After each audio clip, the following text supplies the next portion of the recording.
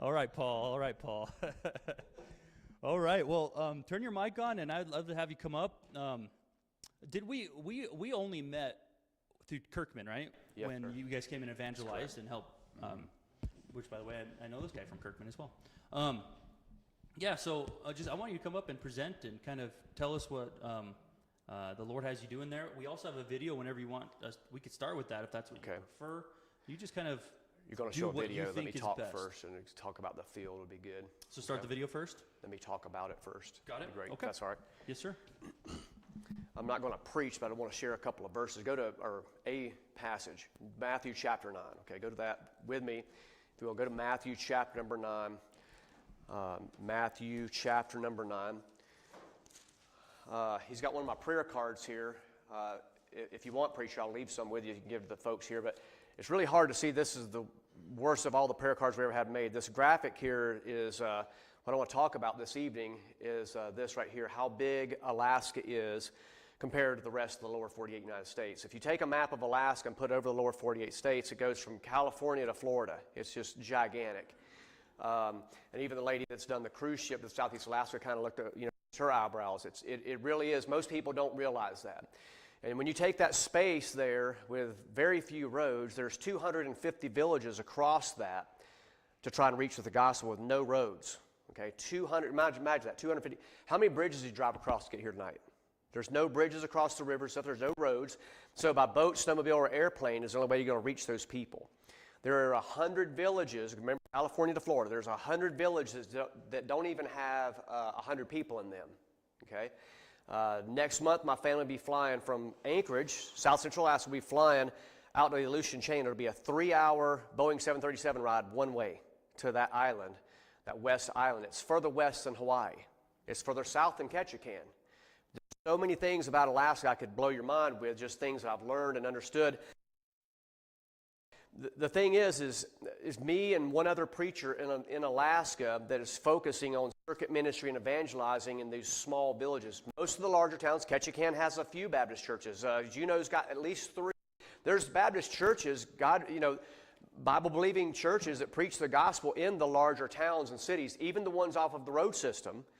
But no one has a vision to reach a village with 3 or with 7 or with 12 or with 4. But we're commanded to go into all the world. Is that not right? That's the command. That is the command. It's not the option. That's the command. When I was a military officer, I gave the command. I expected it to be done. Okay? And we have a command to go into all the world and reach the gospel, all the world with the gospel. In Matthew chapter number 9, I'm just going to go down through here really quickly to get the last few verses. Jesus is busy. Okay? He's the only Savior. Okay? He's busy. In verse number 2, he heals a man sick with the palsy. If you look down in verse number 9, you'll see where he says, Matthew, follow me. So he's adding to the ministry. He's growing his own ministry. In verse number 20, you see there, it says, behold, a woman which was diseased with an issue of blood 12 years. He heals her. He raises Jairus' daughter, who was dead, raised a dead woman. In verse 25, verse number 27, he gives 2 blind men their sight. In verse number 32, he gives a dumb man the ability to speak again, casts out a devil. And then I will look at verse number 35 to 38.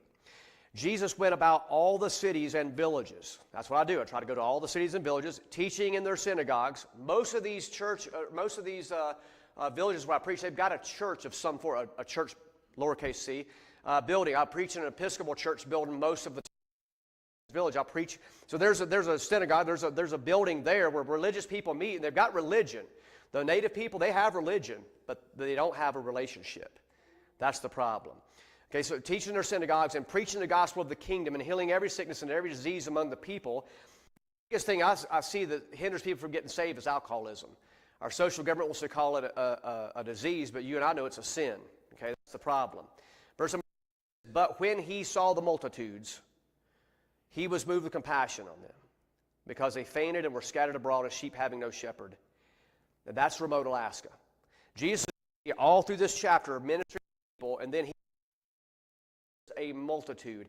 And it says, when he saw the multitudes, he was moved with compassion on them. He understood overwhelming task to convert everyone.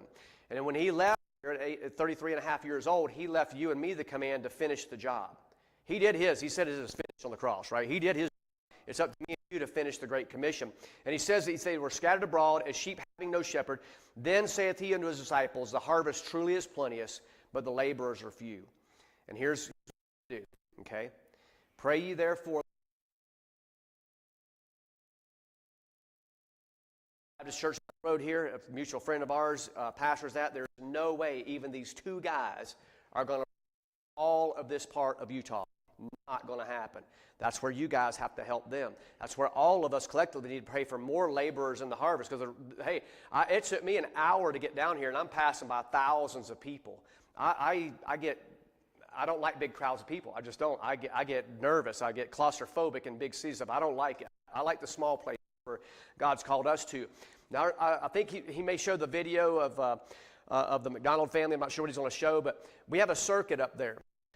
I started ministering in Alaska. It was actually in the prisons. When I started ministering in Alaska, it was in the prisons. I got called to preach when I was over in the country of Oman. We were flying missions over Afghanistan, blowing up caves and taking care of the bad people that wanted to hurt you. And God called me to preach there, and I would have a service in a tent.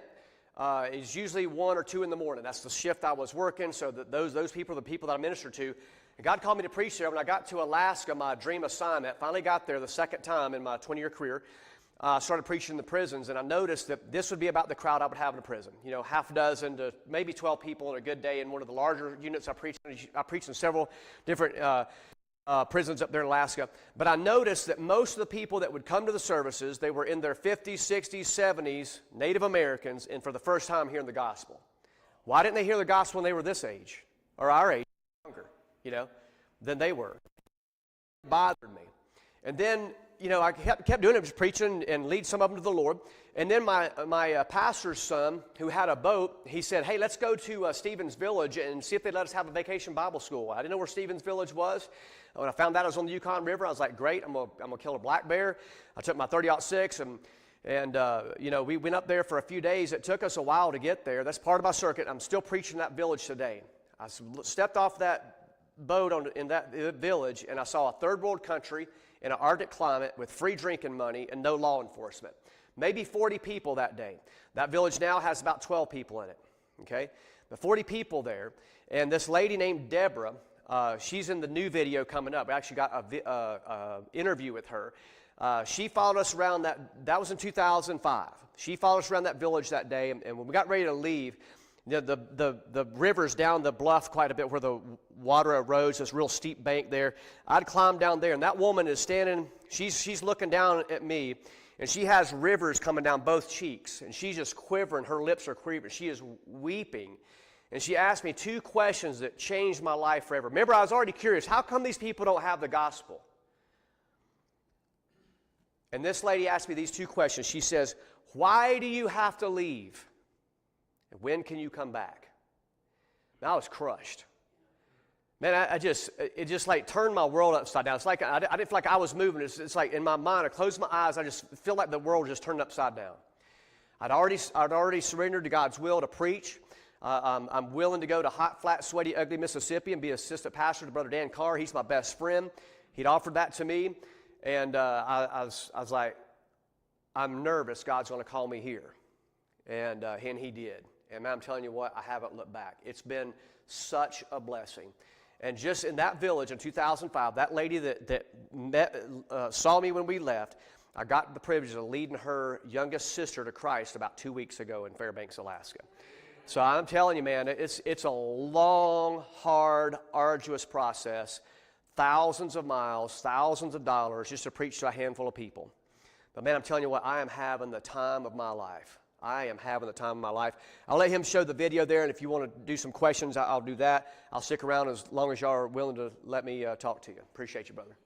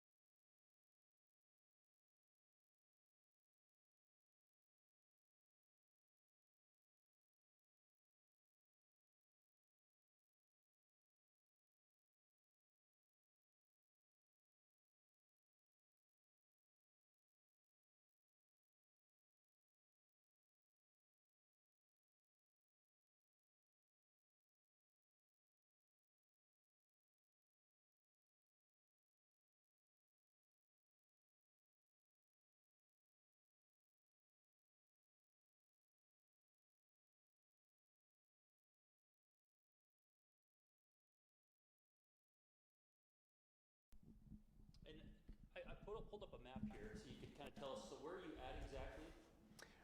You see Anchorage? Go down and to the right there, Anchorage, up and to the right. Oh, right there, yes. All right, so if you go 50 miles that way is where I live, okay? And you see the Rampart right in the middle of the state. Rampart? That's one of the villages I go to every month, winter and summer. Wow. Okay, and then 100 miles upriver, it's not listed in there, is where Stevens Village is. And then over, Stevens Village isn't on this map? No, it's not. It's about where your cursor is, actually. It's upriver from Rampart. You see the blue water. Actually, I know exactly what I'm looking at. If you see the T, you see that blue where it makes a hard 90-degree turn right after the T there. That's where Stevens Village is. Wow. Okay, those two villages are 100 miles apart.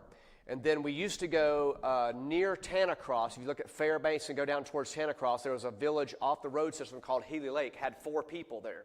I used to do that every month as well. So that circuit was 1,200 miles of road and 300 by trail or river, or 200 by river, depending on the year, whether it's snow machine or boat. Wow.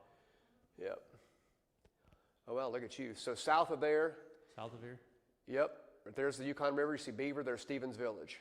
Oh, wow. To the left. Stevens You're Village in on there. the Yukon River. Stevens Village and Rampart, that's 100 miles apart. And you said there's kind of villages kind of scattered in a sense? Yeah, these are villages I've been to. I've been to Beaver. I haven't been to Venati Landing yet. Fort Yukon had a pastor missionary in there for 30 years. And 23 years. And in 23 years, he never got a guy called into ministry and take over that work. He had to leave for old age. Wow. 2 more preachers have been in there and just not been able to take it. It's really difficult living. If you go to the zoom out some, I saw Coldfoot right there. I've preached there 3 or 4 times in Coldfoot. Coldfoot is a 6-hour drive from the closest grocery store. Oh, wow. Okay, and probably about 200 miles of that one way is going to be dirt road. And that's all the town right there? It's just a tiny... That's it. It's a truck stop. Oh, wow. Okay? It's the farthest truck stop on the continent. And every little town has a little airport, it looks like? Yeah, most of the towns, the established ones, are going to have airports. But you said this town, where'd it go? The main one you go to? Stevens Village. Where is it at? South. Oh, way down right there. It has an airport. Okay. Yep. We used to have a pilot up there that would fly us on the shoulder. Well, I'm in the shoulder season now. That's why I'm able to be here. I'm not going to be able to make that trip in November or December because there won't be enough ice to run the snow machine. It'll be too much ice to run the boat. Okay. So we used to go when we had a pilot. We'd still do our circuit with a pilot, but we don't have that luxury anymore. I started getting migraine headaches towards the end of my military career, and I got medically grounded from flying. I can't fly any longer.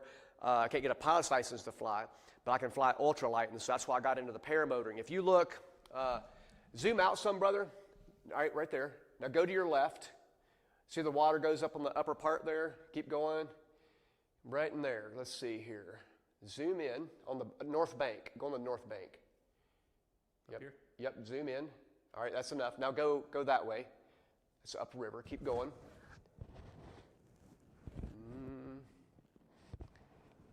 Maybe we did. Right there. Look at that cabin top on the river. You see that? Right there. Okay. If you don't have a boat or a snow machine and you don't get on the river, you're never going to find those people. You zoom out, you look where the airport is. Okay, you can fly to the village. Go upriver, the same thing on the same bank. There's more houses. I've got hundreds of hours of doing what he's doing right now, looking for cabin tops to take the gospel to. Oh, wow. Hundreds of hours. And we'll pull those off on our GPS and plug them to GPS and go find those cabin tops, whether by paramotor, boat, or snow machine, and we'll knock on their door. Wow. Absolutely. They've never had someone knock on their door. Huh? They've probably never had someone knock on the door, have they? We went to Chalatenna Lake one year, showed up there in the wintertime. It took me 2 days to get there by snow, okay? One day all the way in, we're blazing a trail. Nobody ever made a trail in there that season, and I've never been there, so we're just, climbing mountains and going down the valleys and trying to figure out how to get up over the next one. I just had a waypoint on my GPS, but no trail. I'm making the trail. It took us a whole day to get almost there, and we ran out of daylight, so we went back. We saved that track log, and then we went back in probably a week later. Some of our trail was still visible, no new snow, but I had the track log, so I was able to get to that point where we stopped much quicker. It still took another entire day to make it to Chalatenna Lake. And I saw it from 6 miles high in the AWACS aircraft, saw the lake, and then when I got back to the squadron, I zoomed in and did this right here and found the cabin tops and pulled it off on my GPS, and so we're going to find those people. And we did. And there was one cabin, had one person in it, and I knocked on the door, and it was dark. This guy's not seen anybody in Lord knows how long, and I opened the door. He opens the door, just cracks a little bit. I had a tract in my hand. I said, my name's John Pinnix. I'm with the Independent Baptist Church of Anchorage. I wanted to give you a gospel tract. And he took it and shut the door. I'm like, well, and I just looked at I had 3 other people with me, and I was like, I guess that's it. That was 2 going on 3 days of travel. I'm not talking about getting in your car, going to Starbucks, and heading over to Borders Bookstore and hanging out for the day. I'm talking about hardcore blazing trail with a snow machine. When we had lunch yesterday, you told me a quote that a friend of yours said about your ministry. What was that quote? It was like, you don't do this for the glory. There's no glory in it. That's what I told him. I asked him, I said, how come people aren't interested in coming and participating on what you just saw us doing there with the video, the drone footage, stuff like that? And he was a pastor, and he said, brother, pastors only get 1 or 2 weeks off a year. He said they don't want to go somewhere they may not get anybody to preach to, or maybe preach to a half dozen people. If they got time off, they want to go somewhere where they're going to preach to hundreds or thousands and come back with glamorous reports of how great they did in the week off that the church gave them. There's no glory in it. It is hard. That trip I told you about Chalatenna Lake, when I came back there, I had frostbite on 8 fingers. The first knuckle out was completely frozen white, okay?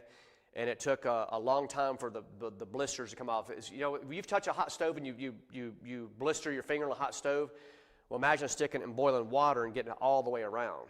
You know, that's what I had on 8 fingers. I went in there, went in that same lake to try to witness that one guy one more time. Several years later, my oldest boy was 12, and I took him in there, and he came out with 10 frostbit fingers. Both times the weather forecast was way worse than it was forecast to be, and we weren't prepared. We didn't have the nice equipment that we now have.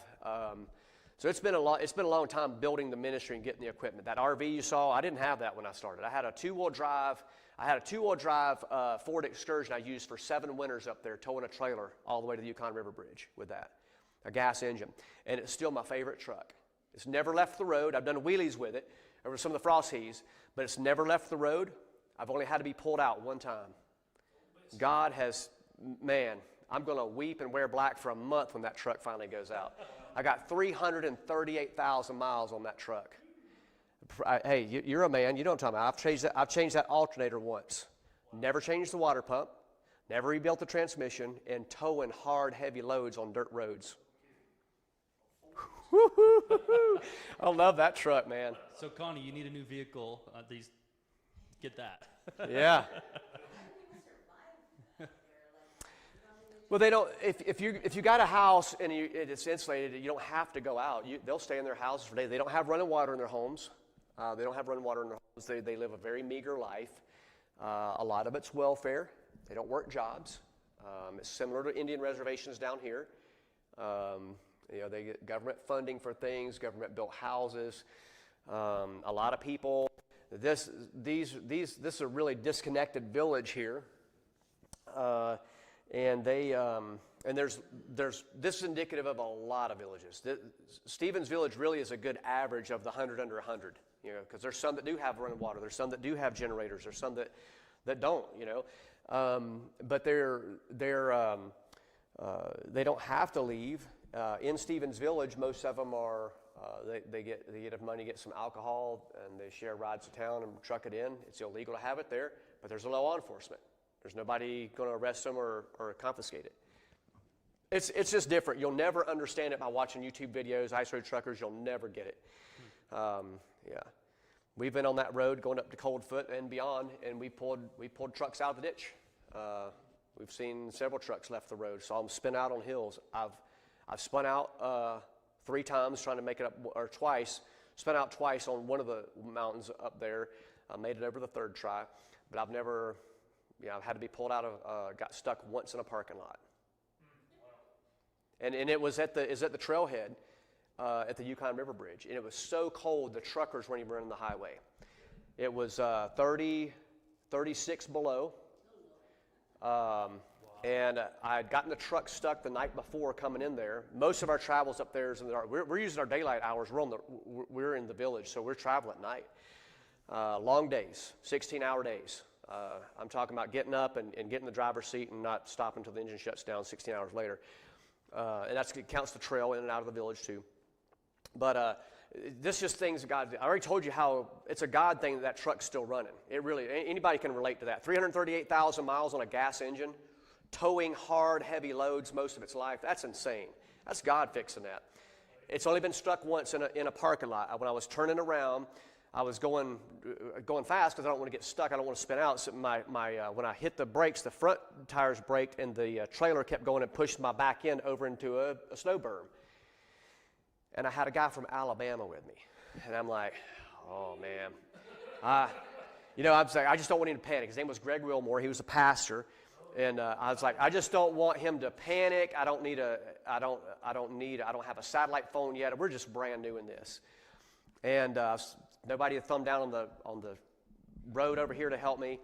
And I was just praying, Lord, give me wisdom. Lord, what am I going to do? We got inside the trailer, turned the heater on, and it would take several hours to warm up from 20 or 30 below up to 40 where you could get in 40 above, where you get in your sleeping bag. But I was thinking, well, we can get the snow machines out. We can go into the village, and we can use the village has a phone. We can make a phone call to Fairbanks, and it'll take some guys, just get a bunch of guys with trucks and shovels and meet me at the trailhead. That was my plan. So I slept great that night.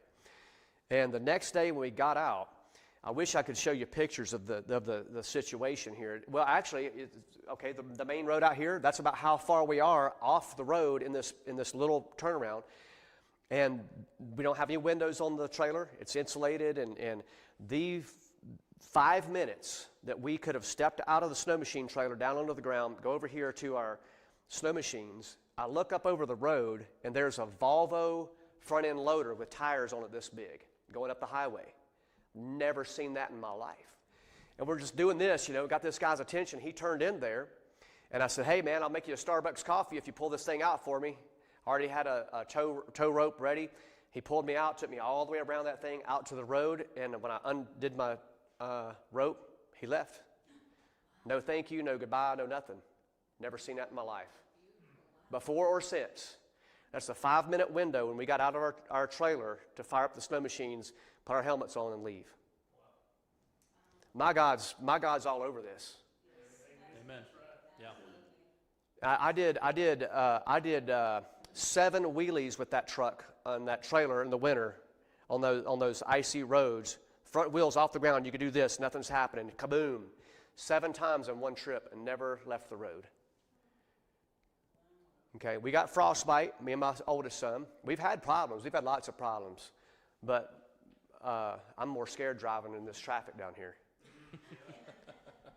What else, preacher? Well, if you guys have questions, I could ask many questions. But yeah, well, I tell you, I stuck out there in the middle of nowhere. My only friend was somebody from Alabama. I've been praying to. Yeah. But on a serious note, so I'm listening to you, and I know different places have their own set of challenges, and I'm thinking about your demographic, people out there that you're talking to, and I imagine that at least some of them, they live in these places perhaps because they don't want people to come. That's correct. Absolutely. Maybe like the one that you mentioned in your example. But aside from that, what other challenges or stumbling blocks, what kind of things have you run into a lot that you struggle with, if anything? Physically or spiritually? I just cover both. Physically, it's the demand on my 55-year-old body. Physically, that's the hardest thing. I'm just praying I can stay together till my second son Caleb comes in. He thinks he's going to help me, but I'm handing him the torch. And I'm going to help him, but that's how that's going to go. But I'm exhausted. I'm tired, man. It's just a demand on the body.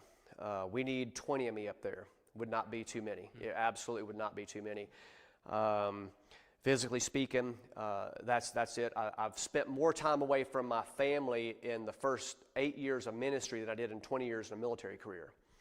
Okay, the travel it's tough. It's a lot of miles. So that's the physical part. Spiritually speaking, the alcoholism and religion. Because these people in Stevens Village, I've dealt with 2 people there, and they want to be baptized. Another girl's asked me to baptize her baby so that they can go to heaven when they die. Another person's asked me to baptize them so they can go to heaven. So they don't understand. The religion's been in Alaska for hundreds of years. You know, hundreds of years, probably before the Baptists started churches in America. Okay, we have the Russian Orthodox Church is in Southeast Alaska, Russian Orthodox. The Tlingit people down there, they're Russian Orthodox. And I've been to Russian Orthodox villages when the priest isn't there. Or I have a man in my church went to a Lime village. The priest wasn't there when he went.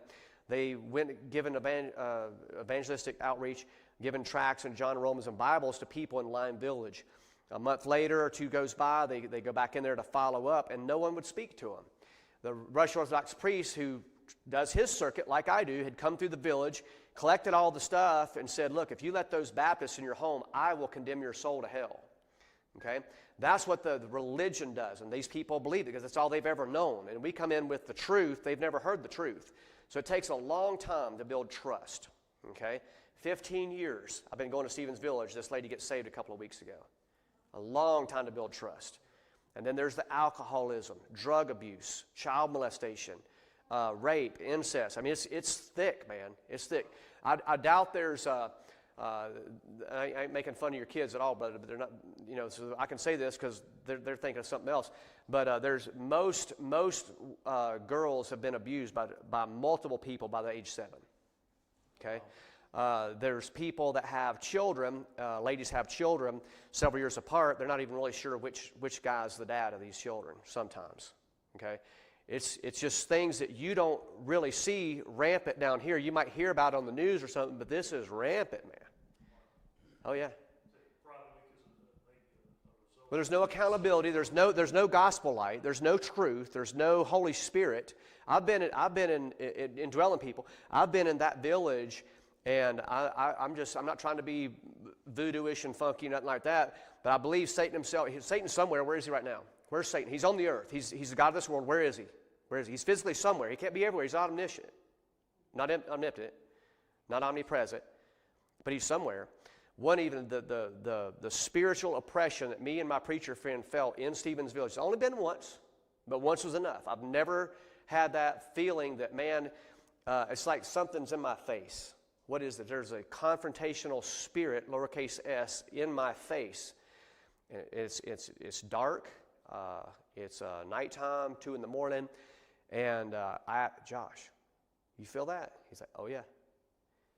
It was eerie, man. When we go to places, these people are so oppressed. They're so discouraged. They're so let down. It takes a long time for them to trust you.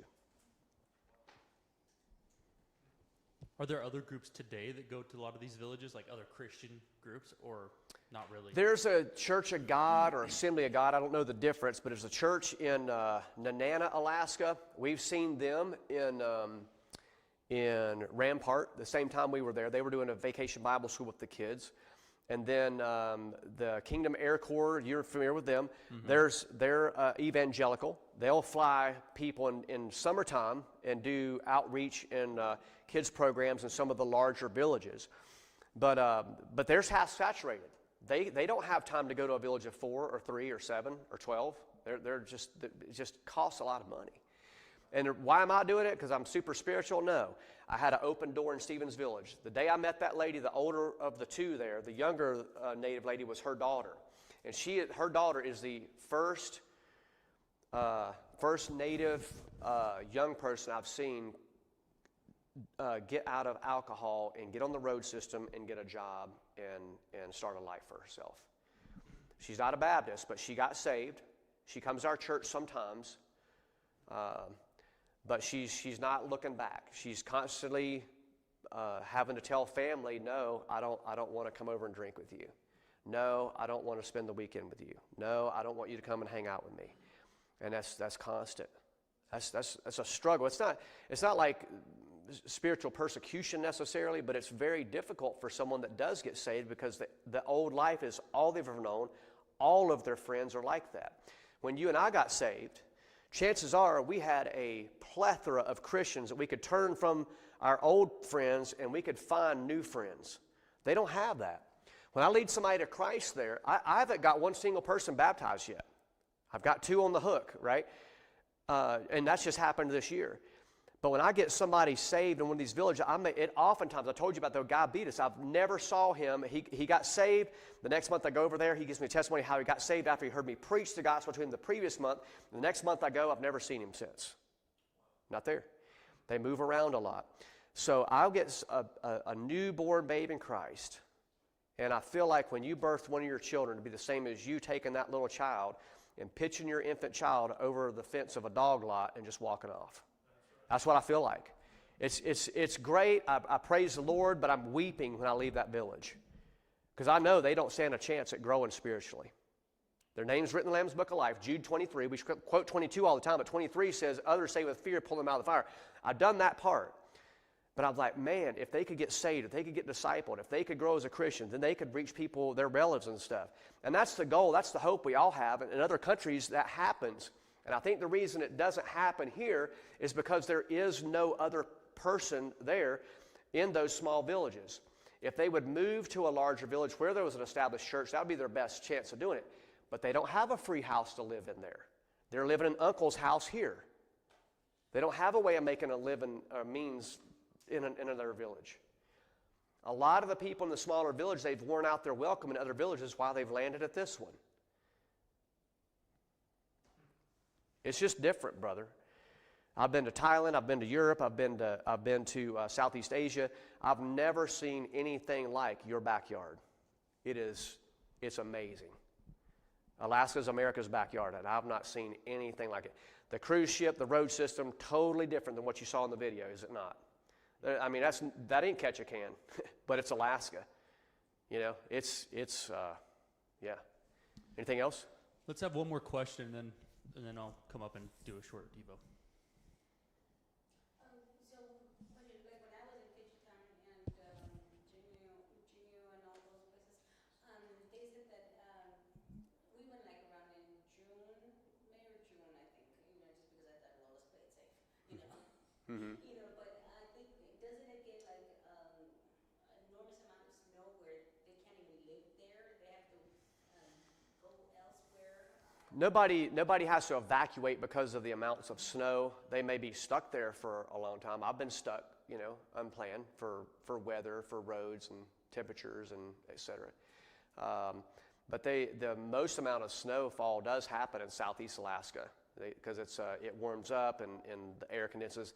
It has to warm up at my house for it to snow sometimes. If it's 20 below at my house, it's not going to snow probably. It has to warm up into the single digits, below zero or above zero for it to snow. When it's 20 below, we aren't going to get any snow probably. 30 below, 40 below, it's not going to snow. You have ice fog, really hard to see. Travel on the rivers, it freezes on and you got to stop it every little bit and scrape your windshield off, with the credit card or something, and go a little bit more. But when it's that cold, I'm not a weather guy. It has something to do with the dew point and the humidity. It's not going to snow. It's too cold. So way up in the interior, they don't get a lot of snow. Southeast Alaska, where it's warmer, they get a lot more snowfall there. So pretty much everybody that's there, are they like Indians and stuff? Athabascan Indian, the state is, there's a lot of, overlap and things like that, but where I minister, they're primarily Athabascan Indian. They're very similar to the Navajo down here, from what I understand. Thank you, brother. Appreciate that. Yeah. I'm sorry? Are you planning to live there forever? I don't have a plan to leave anytime soon. I could have, I didn't have to. I went back there in 2010, ain't looked back. What? Thank you for answering our questions. What? Yeah, I'm sure we have many more questions. Let me just ask one more. What is? It's kind of hard because I'm sure there's a lot of things you come up with, but the biggest need for you, like if someone's like, what can I give you? How can I help you to reach these people? would you say it's just manpower? Is that the biggest That's the biggest thing right You now. don't need more money per se. You don't need more. You need manpower. We need manpower. There's always big ticket items. My monthly support is okay. If I have more, I can do more. I can buy more gas, right? But there's always big ticket items. I had a preacher call me yesterday, for instance. In the last, so since I guess it was March, we've had 3 big ticket items: a $20,000 boiler, a $20,000 car, and a $12,000 RV repair. All that was financed. My money, the heater took all the $20,000 for a heater. I can't just wait until summer to put that in. It's sub-zero temperatures for a few more weeks ahead, right? So I had to finance what I didn't have in savings. That took all my savings, and before that happened, I had to buy a car and then the RV differential.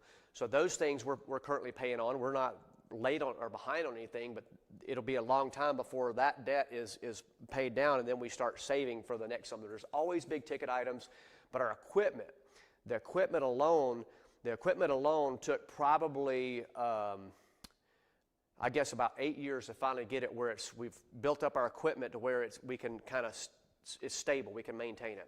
The RV, we still have, it's a $1,000 a month payment for that. We'll be paying on that for another probably 8 years. But that RV I would have quit. I'm not kidding. In the winter months, I'd have just quit. I'd have been a snowbird, man, because that winter travel, it is so hard and so difficult. I mean, how would you want to support a missionary in Alaska if he says he only goes to one village a month? Right. You know, I want to earn my pay. I want to have a good testimony. I want to reach more people. I want to go to new places. I want to see people saved. I don't want to sit at the house and keep the wood stove warm. You know, I don't want to. But that RV, I was nervous. I was gonna quit. Sleeping in that trailer every night and you know, taking hours to get it warmed up to 40 above zero to where you could actually get in a sleeping bag and maybe get some sleep, and only got, you know, 6 hours on the pillow before you got to hit the trail again. Tell me you want to do it. The keys are in it. You can take it. It's all yours. We finally got reliable equipment where I didn't feel like my boys were going to be in danger. I'm taking my wife's babies out there. My boys went to Stevens Village the first time when they were 4 and 6 years old. Four of my boys either were 6 or turned 6 on the Yukon River. Now, I've employed my family so all these churches that support us over there, they've had you know, 4 or 5 preacher boys the whole time. They got a lot of bang for their buck, I guess is what I'm trying to say. And my boys have worked their tail off. We had to build that house. We had to build the equipment. We had to build the ministry. We had to build the circuit. We cut this out from rock, man. And I'm glad to share anybody. You want to come up there, I'm glad to share it with you, show it to you, let you use the equipment. My son Caleb, he's smiling like a possum ear to ear, man. He is so glad there is already a snow machine there for him to get on as soon as the Coast Guard is done with him. We didn't have that when I went there. We were using junk, and it was scary. Didn't know if it was going to get us back. Wow. You know? Well, you put me to shame. Jack and I were going door to door the other day, and I was talking about how in the winter it gets harder to go door to door. I don't know if I could say that anymore. Yeah. In Alaska, still going. That's amazing. Well, let me just thank you, by the way, for everything. Thank you for the opportunity, and for brother. what you're doing. I mean, thank you for the opportunity. Yeah, it takes a special person, I believe, to go out there and tough it out and reach these few people. Thank you for the opportunity. Yeah, amen. All right, well, in Ezekiel 34, I just want to share something real quick to burden our hearts even more. Hopefully our hearts are already burdened from that. Turn your mic off as well if you... Okay. Green light means it's on, so if it's not on, then okay. Ezekiel 34, starting in verse 1, it says, "And the word of the Lord came unto me, saying, Son of man, prophesy against the shepherds of Israel. Prophesy, and say unto them, Thus saith the Lord God unto the shepherds, Woe be to the shepherds of Israel that do feed themselves. Should not the shepherds feed the flock?" So we're dealing with the shepherds of Israel, is who God's talking to. And woe unto them. You're feeding yourselves and not the flock. Next verse 3. Ye eat the fat, and ye clothe you with the wool. Ye kill them that are fed, but ye feed not the flock. The disease have ye not strengthened, deceased have ye not strengthened, Neither have ye healed that which was sick, neither have ye bound up that which was broken, neither have you brought again that which was driven away, neither have you sought that which was lost, but with force and with cruelty have you ruled them. They were scattered because there is no shepherd, and they became meat to all the beasts of the field when they were scattered. My sheep wandered through all the mountains and upon every high hill. Yea, my flock was scattered upon all the face of the earth, and none did search or seek after them. Kind of sounds a little familiar, right? There's sheep everywhere. No one's going after these sheep. But let's get to this next portion here. Verse 7, Therefore, ye shepherds, hear ye the word of the Lord. As I live, saith the Lord God, surely because my flock became a prey, and my flock became meat to every beast of the field, because there was no shepherd, neither did my shepherds search for my flock, but the shepherds fed themselves, and fed not my flock. Therefore, O ye shepherds, hear the word of the Lord. Thus saith the Lord God, Behold, I am against the shepherds, and I will require my flock at their hand, and cause them to cease from the feeding of the flock. Neither shall the shepherds feed themselves any more, for I will deliver my flock from their mouth, that they may not be meat for them. This is a common message God has given to the Israelite leaders. And God's very rough and tough on the people who know better, people who've given a lot, people who've been placed in leaderships. God holds them accountable. And this is a common message we see. If you look at chapter 33 of Ezekiel, right before that, he's preaching essentially the same thing. In verse 5, he says, in this whole passage is dealing with a watchman. And what is a watchman supposed to do, right? You see the enemy coming, what do? You blow the trumpet, right, to warn people. Can you imagine a watchman seeing the danger coming and he decides, I'm not going to blow the trumpet? That's what this is about. He says in verse 5, He heard the sound of the trumpet, and he took not warning, his blood shall be upon him. But he that taketh warning shall deliver his soul. So the person who hears the trumpet, hears the warning, they're going to be delivered, right? But look at verse 6. But if the watchmen see the sword come and blow not the trumpet, and the people be not warned, if the sword come and take any person from among them, he is taken away in his iniquity, but his blood will I require at the watchman's hand. Who are the watchmen today in today's day and age? God is speaking to the Israelite leaders here. Who are the watchmen today? Who do you guys think? Us, who know the gospel. Right? We know that there's judgment, there's hell. We know how to escape from it. We see the danger coming, and what are we doing? Right? Many of us are not blowing the trumpet. And I think God's going to require it at a lot of people. A lot of people, he's going to say, I made you a watchman. I saved you, and I gave you the message. I gave you a fire extinguisher, and you just watched a bunch of houses burning down, and you never used it. Right? I gave you a fire hose, and you didn't use it. You never helped us extinguish the fire. I gave you a trumpet. You never warned anyone. There's going to be a lot of people who I think God's going to have a talk with. Because God has given us a duty. Just like a watchman has a duty. God has given us a duty to do. And I believe that God has us on this earth for this main task, and that is the Great Commission. I believe that's why we're on this earth right now. For many reasons, obviously, but this world's not our home. God has us here for the Great Commission, for this mission to go and evangelize the lost. Those people in our own area, those people, our neighbors, ends of the earth, we're supposed to go and reach those people. And it seems like there's periods in church history where it goes up and down, right? You see in like the first few years of the church, the first century or two, the gospel spread like wildfire. It spread. And then we see like a huge period of time where there's not much going on, spreading it, right? There doesn't even seem to be all that many Christians in one sense, depending how you define Christian. And then we have like a Reformation period, and Baptist, William Carey, and he starts doing missions, and all these missionaries start rising up, and it just seems like there's this, people are finally going out, and I'm worried that a lot of people are going to stop because we're getting comfortable. And I think too many of us are comfortable in the watchtower, right? It's warm in there. I have to go down. I have to do effort to blow the trumpet to go and warn people, and they're too comfortable. And There's people in Alaska. There's people here. There's people all over who either have heard the gospel, have heard pieces of it, maybe have heard it but didn't hear it clearly, right? People who've never heard it.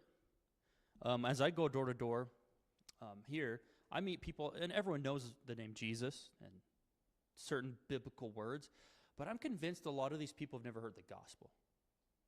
And the reason is because they speak a different language.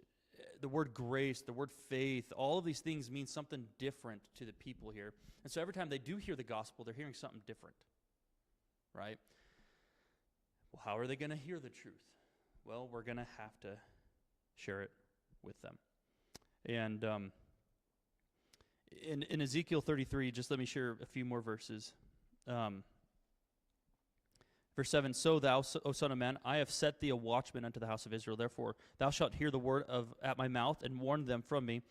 Verse 8, though, look at this. When I say unto the wicked, O wicked man, thou shalt surely die, if thou dost not speak to warn the wicked from his way, that the wicked man shall die in his iniquity, but his blood will I require at thine hand. I wanted to point that verse out because I think one of the reasons in our area, in America, why a lot of people are scared to share the gospel is oftentimes they feel like judgmental and stuff. But what does God say right here? He's like, no, I'm the one saying that they're going to die. Right. You're not the judge of the person. When I go out and I preach to someone, I'm not their judge. They think I'm their judge oftentimes because I'm telling them, yeah, you have to believe in Christ to be saved, right? And they're, oh, you're so judgmental. But at the end of the day, what is it? God is the one who says, hey, they're going to die. That's my message, but I want you to go and share it with them, right? And so we got to always remember whatever repercussions there are for when we share the gospel, it's not our fault in a sense. Obviously, if we do something bad, right, then that's our fault. But if we simply preach the truth and people are upset or whatever, and they don't listen, that's not on us. So we have to be bold and get out there and share the gospel. Tell them, hey, look, your way leads to death. People aren't going to like that. But that's okay because that's not my message. That's God's message. He can word it however he wants, and he's pretty blunt, right? And he told me to go share it. And I think that bluntness, that boldness will lead many to Christ. And so that's my message. Hope your heart was burdened for Alaska and as well as other people groups and the gospel. And yeah, let's get out there and share the gospel with people. So, all right. Well, let's go ahead and close in a word of prayer, and then we can head out. Again, remember, feel free to stay after and chat with brother. All right, here we go. Father in heaven, we come to you right now. Thank you so much for your word. Thank you for this ministry, for this